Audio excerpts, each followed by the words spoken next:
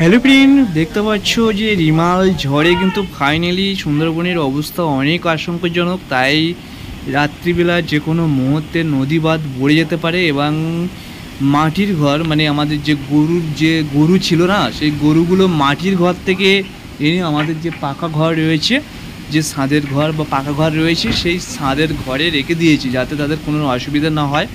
তোমরাও কিন্তু বিশেষ করে যাদের বাড়িতে গরু ছাগল বা অন্য অন্য জীবজন্তু রয়েছে তাদেরকে কিন্তু সুরক্ষিত জায়গায় নিয়ে যাবে এবং নিজেদের যে ঘর রয়েছে পাকা ঘর, সেই ঘরে কিন্তু নিয়ে যাবে, কারণ প্রত্যেক জীবনের দাম আছে, ঠিক আছে। আর এই ঝড়টা কিন্তু খুব ভীষণ ধরনের হতে পারে এবং ভয়াবহ তাণ্ডব করতে পারে। সেই ঘর থেকে তোমরা সবাই সাবধান থাকবে আর যাতে দুর্ঘটনা না ঘটে সবাই ভালো থাকবে, সাবধানে থাকবে, ঠিক আছে।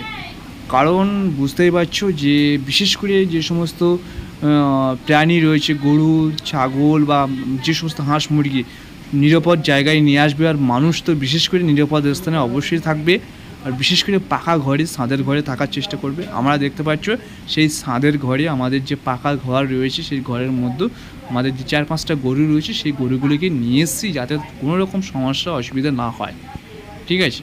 তো এটাই হচ্ছে কথা। আর এখন সুন্দরবন হয়ে অলরেডি এটা কিন্তু বাংলাদেশের উপর ভীষণভাবে প্রভাব ফেলতে পারে। তো সেক্ষেত্রে বাংলাদেশি বন্ধুদেরকেও বলবো তোমরা অবশ্যই একটু সাবধানে থাকবে, ঠিক আছে। কারণ বুঝতেই পারছো এই যে ঝড়টা যে কোনো মুহূর্তে বিশাল ধরনের তাণ্ডব করতে পারে আর ভয়াবহ একটা আকার ধারণ করতে পারে। তো এখন দেখতে পাচ্ছ এই গরুগুলোকে এনে আপাতত এখানে রেখে দিয়েছি। তো যাই হোক, সবাই ভালো থাকবে, সুস্থ থাকবে, নেক্সট ভিডিওতে দেখা হচ্ছে।